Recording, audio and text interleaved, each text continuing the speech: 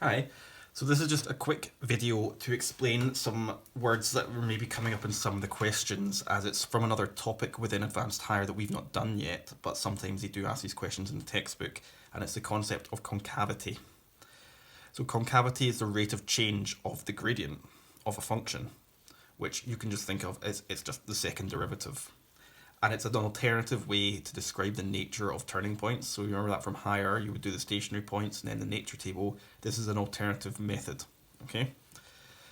And what it is if at the point x, the double derivative, or the second derivative, is greater than 0, it is called concave up. If the double derivative is less than 0, it is concave down. And if the double derivative is equal to 0 at that point, it is a point of inflection, and really is just describing the gradient's change. So if you think the gradient is the rate of change of the function, the concavity is the rate of change of the gradient. So here I've tried to show you what concave down and concave up would actually look like. So you see, if you compare that gradient to that gradient to that gradient, it is concave down because that could be, that's very steep, that's slightly less steep, and that's slightly less steep again. So in terms of, these are positive gradients, so it's getting slightly smaller.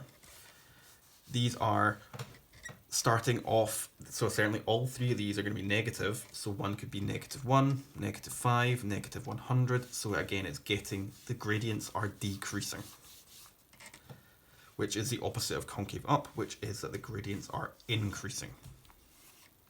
So that's starting off as low positive and getting to high positive. That's starting off as very, very largely negative and getting closer to 0. So it is increasing.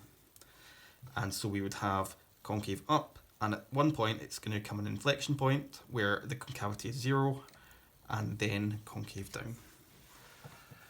That's just to explain when sometimes it will ask in a question, what state the concavity at this point, and it's you find the second derivative and then it's substitute in that point, and we'll be talking about it later in another chapter. I just wanted to cover that so if it comes up you understand slightly what concavity is, and that's all I'm going to talk about in this video.